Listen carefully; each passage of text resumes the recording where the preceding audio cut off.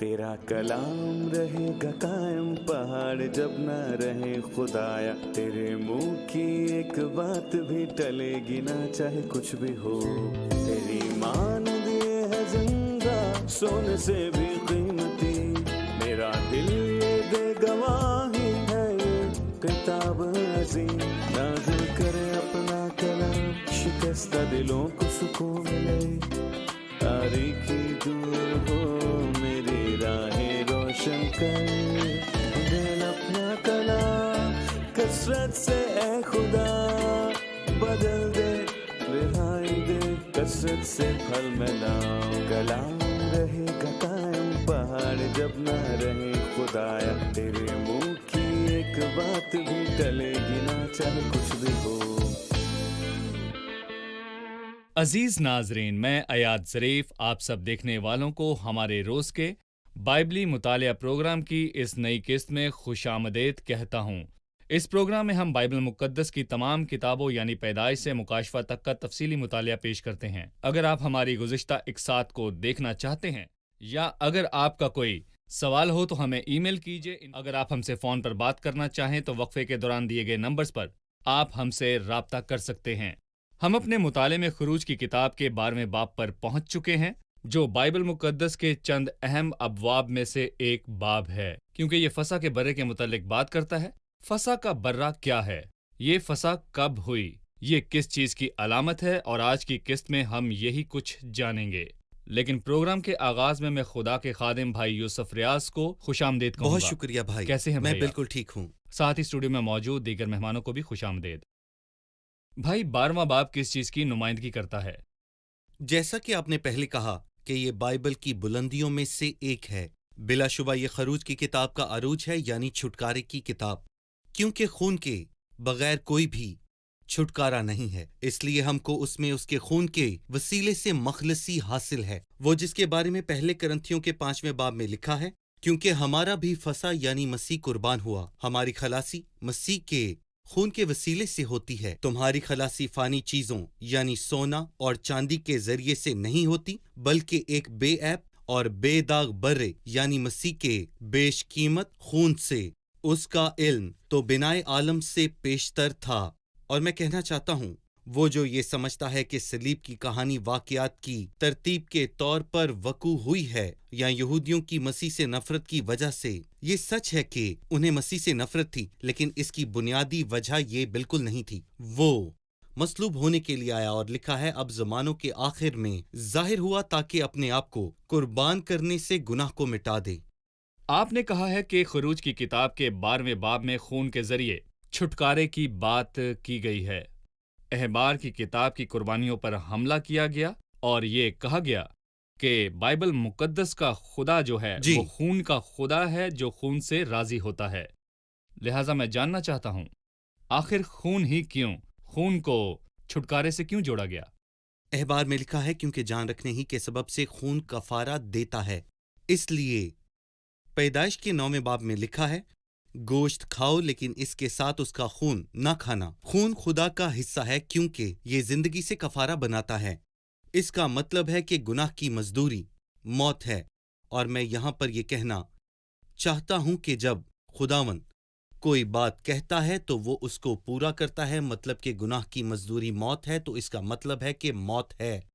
मैंने कई बार गुनाह किया है, मैंने एक से ज्यादा बार गुनाह किया है, और इसका मतलब है कि मैं मरूंगा और खुदावन मेरे बदले में इसका मुतबादल तस्लीम करेगा। लेकिन जो भी वो तस्लीम करेगा उसे मरना होगा।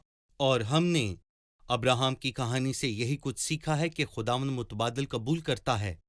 उसने उससे कहा कि अपने बेटे को कुर्बान कर। उसने अपने बेटे को बांधा और उसे मज़बा पर लटाया और छुरी ली, और फिर खुदा ने उसे रोका, लेकिन उसने उसे नहीं बताया कि सब ठीक है, रुक जा और वापस घर जा। उसने उसे बताया कि मेंढा जो सींगों के जरिए से झाड़ी में फंसा हुआ है उसे ले और मेरे लिए ज़िबा कर।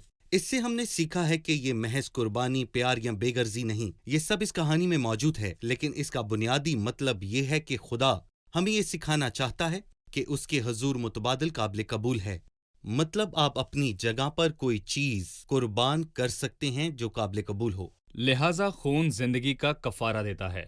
खुदा खून चाहता है, लिहाजा मैं यहाँ पर कुर्बानी से मुतल्लिक बतदरीज मुकाशवा पर तबसरा करना चाहता हूँ।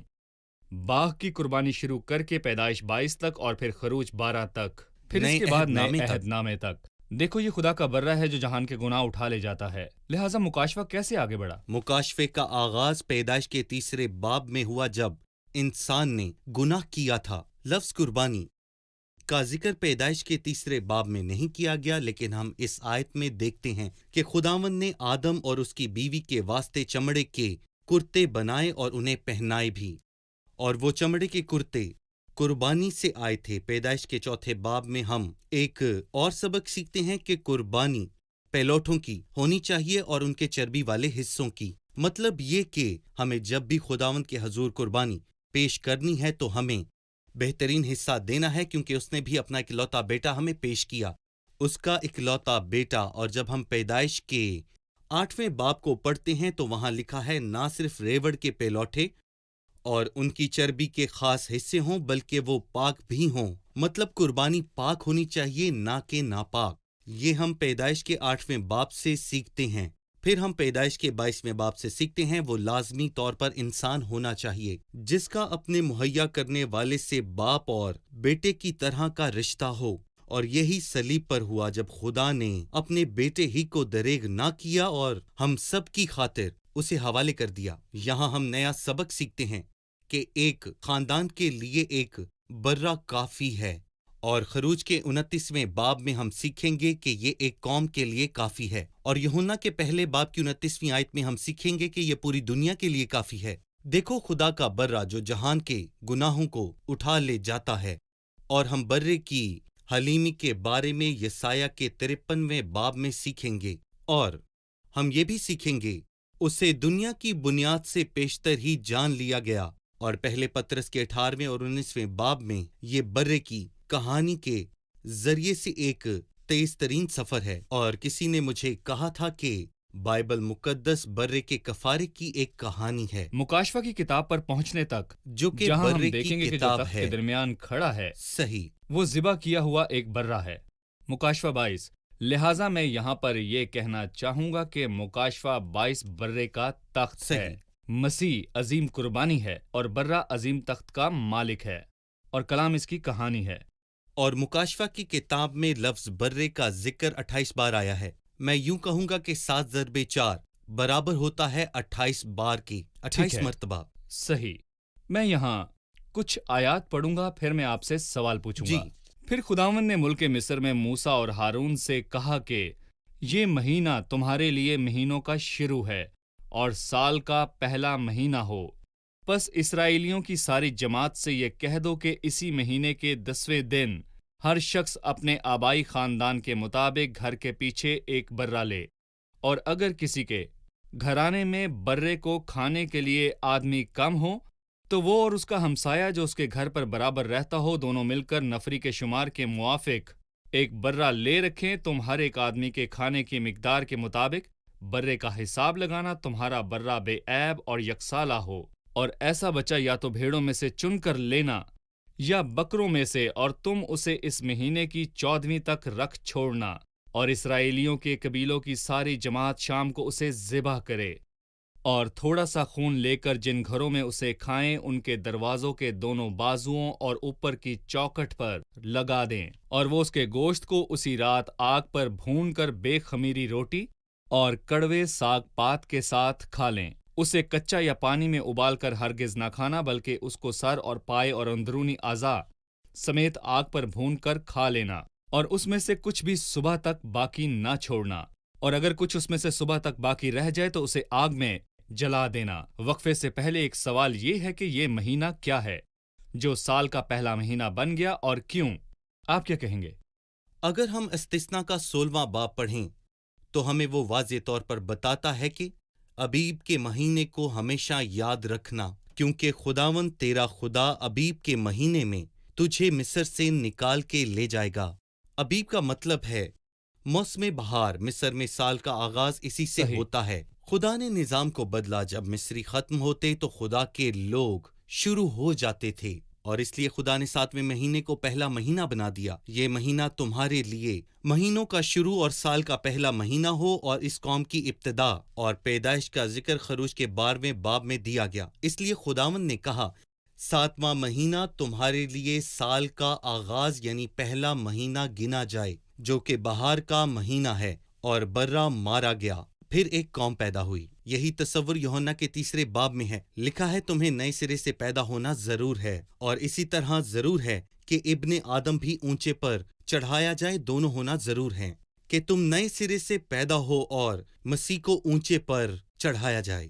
لہٰذا یہ ابیب کا مہینہ ہے، جسے جلا وطنی سے واپس آنے کے بعد جی نسان کا مہینہ کہا گیا، صحیح۔ اور یہ مہینوں کا آغاز بن گیا، اور کیلنڈر کا آغاز اسی دن سے ہوا کیونکہ یہ فسح کا دن تھا۔ بالکل۔ ہم ایک چھوٹے سے وقفے کے بعد دوبارہ حاضر ہوں گے۔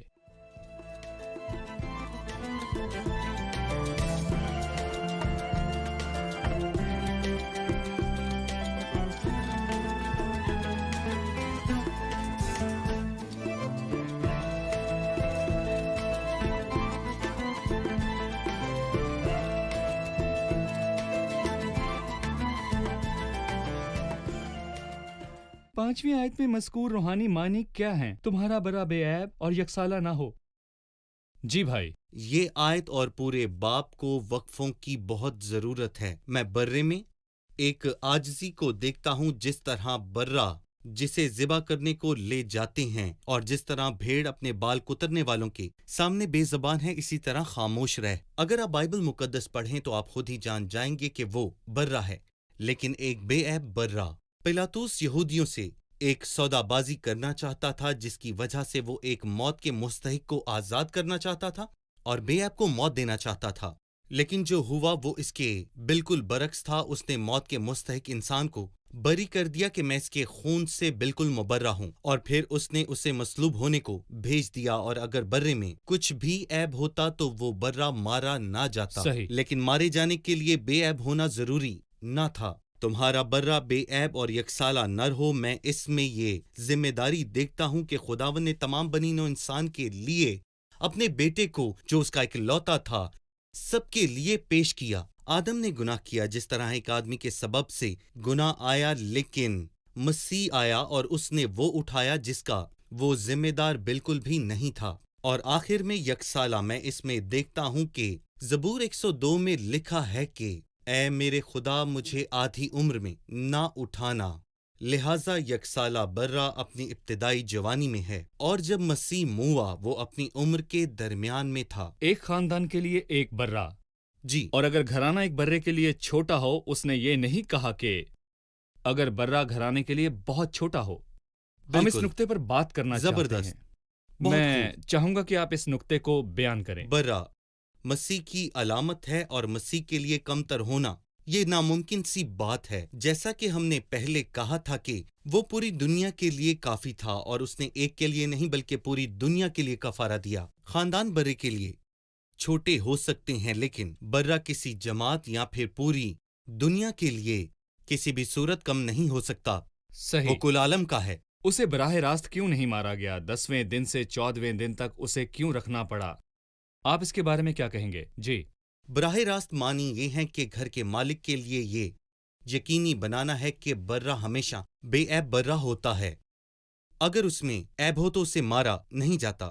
مارنے کے لیے بے عیب ہونا ضروری ہے۔ یہ مسیح کی ایک علامت ہے، جس کی 4 گواہیاں ہیں، جو کہ 4 اناجیل میں اس کی گواہیاں موجود ہیں کہ وہ کامل اور راست باز تھا۔ اس کے اپنوں اور دشمنوں نے بھی اس کی گواہی دی تھی۔ مسیح کے بارے میں 4 گواہیاں ہیں کہ وہ بے عیب ہے۔ پطرس نے کہا کہ اس نے کوئی گناہ نہیں کیا۔ پھر یوحنا نے کہا کہ اس کی ذات میں کوئی گناہ نہیں ہے۔ پالوس نے کہا جو گناہ سے واقف نہ تھا، اور عبرانیہ 4 باب میں لکھا ہے گناہ کے بغیر، بلکہ وہ سب باتوں میں ہماری طرح آزمایا گیا تو بھی وہ بے گناہ مسیح ہے۔ اور کلام دونوں ہی زبردست ہیں۔ درست، صحیح۔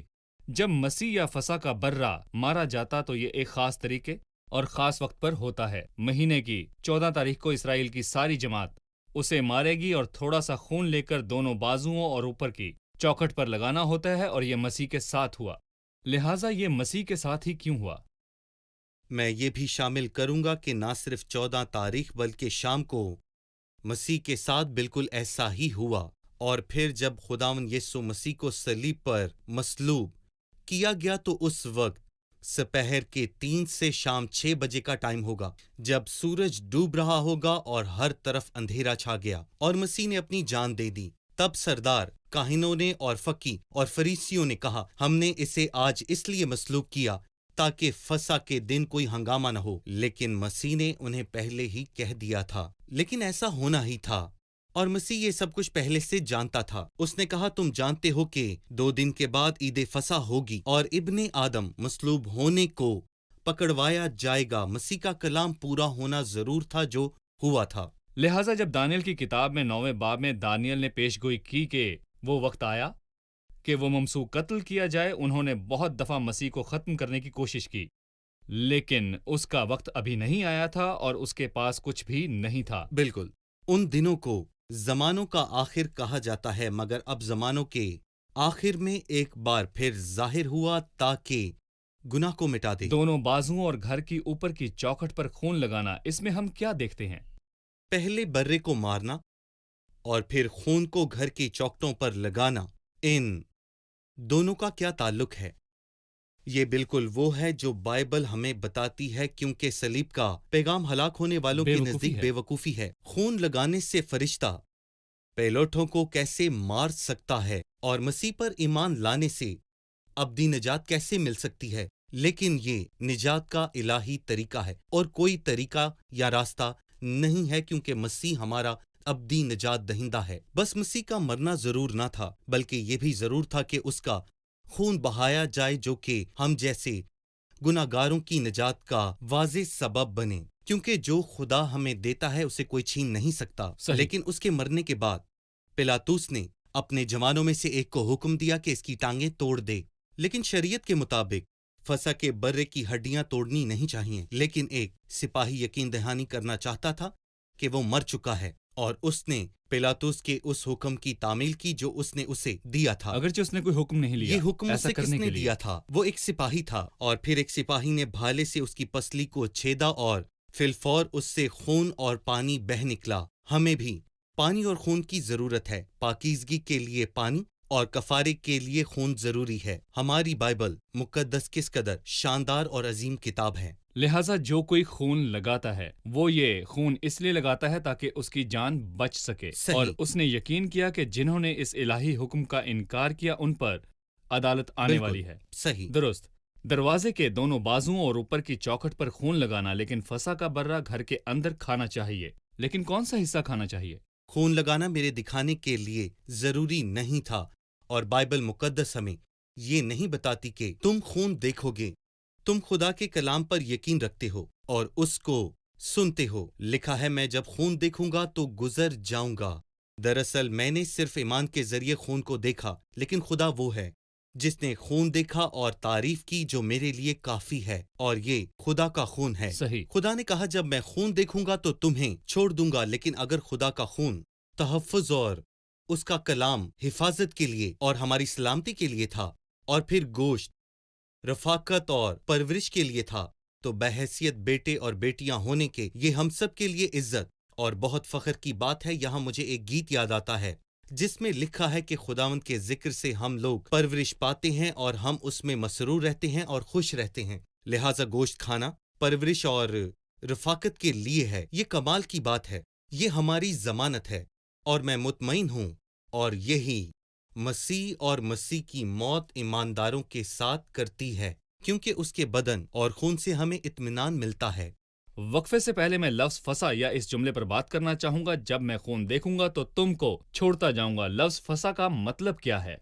عبرانی میں لفظ فسح کے لیے جو لفظ استعمال کیا گیا ہے وہ ہے پسا، اور یونانی کتبی زبان کے قریب ہے، لہٰذا فسح چھوڑ جانے کے تعلق سے بات کرتا ہے۔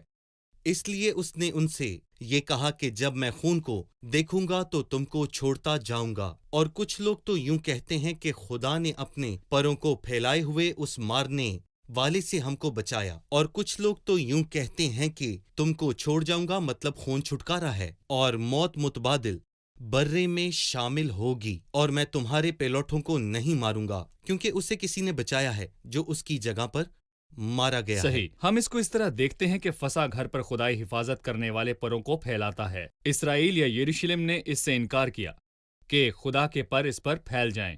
लिहाजा रूमी तीतुस आया और उसने शहर को तबाह कर वाकई। दिया। हम एक छोटे से वक्फे के बाद दोबारा हाजिर होंगे।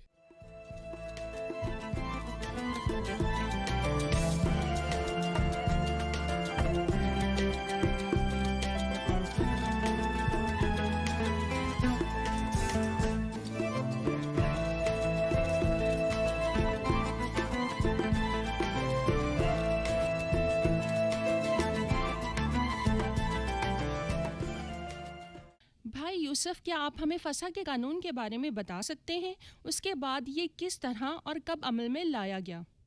जी भाई। सही। बाइबल मुकद्दस में ये 7 बार अमल किया गया है। पहली दफा खरूज के 12वें बाब में, आखिरी दफा लूका में। और मसीह ने कहा, उसने अपने शागिर्दों से ये कहा कि मुझे बड़ी आरजू थी कि दुख सहने से पहले ये फसा मैं तुम्हारे साथ खाऊं। ये 7वीं दफा था और पहली और 7वीं दफा के दरमियान गिनती के 9वें बाब में और एक दफा बियाबान में इस पर अमल किया गया। और बाइबल मुकद्दस हमें यही बताती है। लिहाजा खरूज 12वां बाब और फिर बियाबान में, फिर यशवा 5वें बाब में वादे की सरजमीन में दाखिल जब हुए। वो दाखिल हुए, उन्होंने फसा के दिन पर अमल किया। और 2 दफा बादशाहत के दौर में, एक दफा हिजकिय्याह के हिजकिय्याह दिनों के में। दिनों में और फिर इसके बाद योसिय्याह। उन्होंने होसिया के दिनों में किया और दूसरे करंथियों के 30वें और 35वें बाब में, और फिर एक बार अज़रा की किताब के 6ठे बाब में बाबल से गुलामी की वापसी के बाद, और आखिरी दफा लूका 22 में। और ये 7 बार हैं जब बाइबल मुकद्दस में ये फसा का दिन मनाया गया।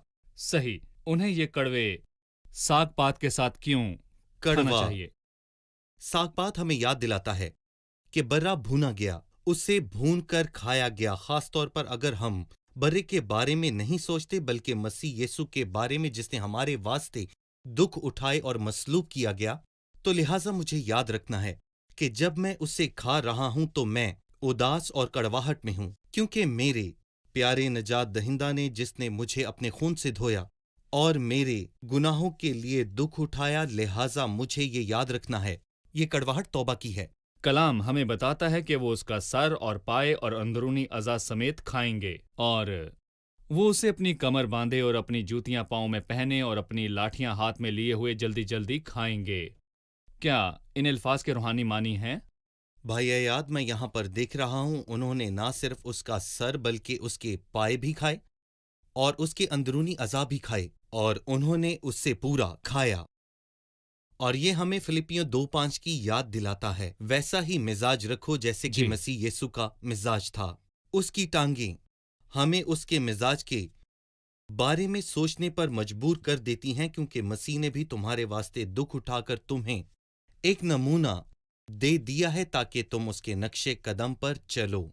और फिर उसके अंदरूनी अज़ा, उसके एहसासात और जज्बात, लिहाजा ये वो चीजें हैं जिन पर हमें तवज्जो देनी चाहिए, लेकिन वहां पर कुछ भी बाकी ना बचा था। ये कैसे खाया गया था? बहुत ही हैरत अंगेज तौर पर मैंने तवक्को की थी कि हम भुना हुआ बर्रा खा रहे थे, इसमें से कुछ भी सुबह तक छोड़े बगैर, लिहाजा हम खाने के दौरान पुरसकून रहेंगे। लेकिन नहीं, जैसे कि वो रात मिस्र में तुम्हारी आखिरी रात थी और तुम किसी भी वक्त बाहर आने का हुक्म सुनोगे, इसलिए तुम अपनी कमर बांधे और अपने पाँव में अपनी जूतियां पाँव में पहने हुए और अपनी लाठियां हाथ में लिए हुए खाना जाने के लिए तैयार हैं, क्योंकि जब कभी तुम ये रोटी खाते और इस प्याले में से पीते हो तो खुदावंद की मौत का इजहार करते हो जब तक कि वो ना आए। मसीह की मौत हमें 2000 साल पीछे ले जाती है और वो कभी भी हमें ले जाने के लिए आ सकता है, तो हमें तैयार रहना है। वो किसी भी वक्त हमें लेने आ जाएगा, इसलिए हमारी लाठियां हमारे हाथ में होनी चाहिए और जाने के लिए हमारी जूतियां हमारे पाँव में हों और हमारी कमरें हमेशा बंदी होनी चाहिए। उन्हें इसे आग पर भून कर खाना चाहिए। इसे भूनना क्यों पड़ा? जी पानी में उबाला क्यों नहीं गया? सही। उसने 2 बातें कही हैं, ना कच्चा और ना पानी में उबाल कर, और मैं इनमें एक बड़ी गलती को देख रहा हूं जिसमें एक इंसान गिर सकता है। मुझे मसीह का पहाड़ वाइज बहुत पसंद है, या मौजज़े बनाने वाला, लेकिन ये मसीह है जो इलाही इंसाफ की आग पर भुना गया, मारा गया, और वही है जो हमें बचाने वाला है।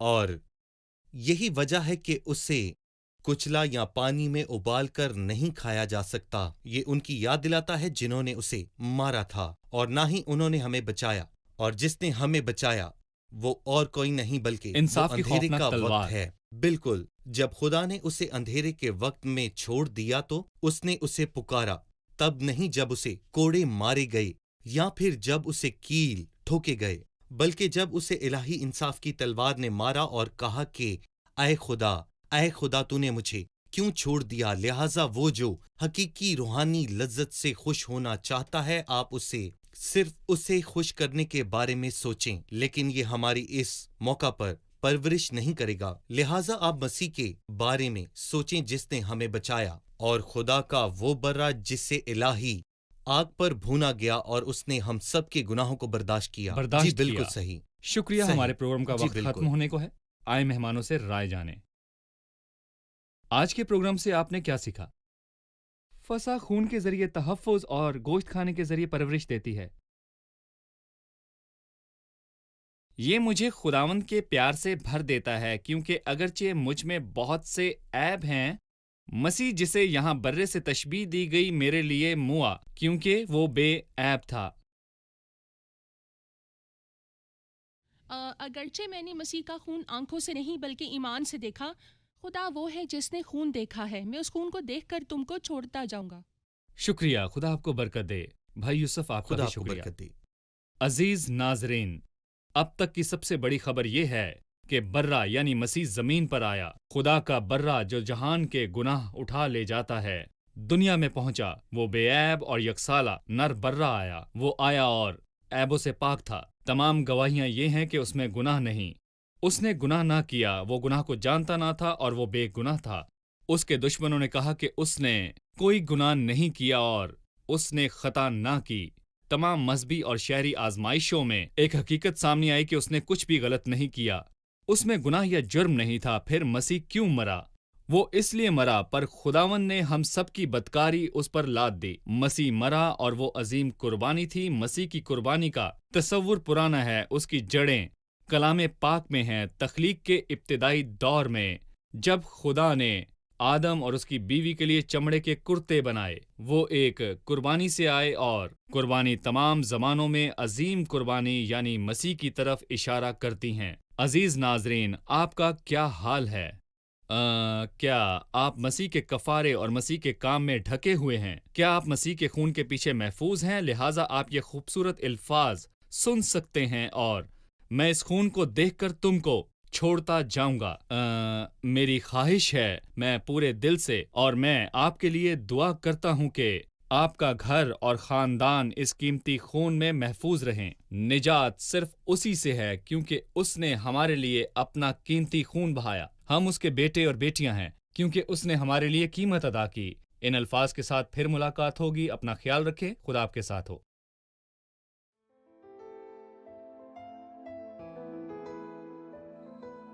تیرا کلام رہے گا قائم، پہاڑ جب نہ رہے خدایا، تیرے منہ کی ایک بات بھی ٹلے گی نہ، چاہے کچھ بھی ہو۔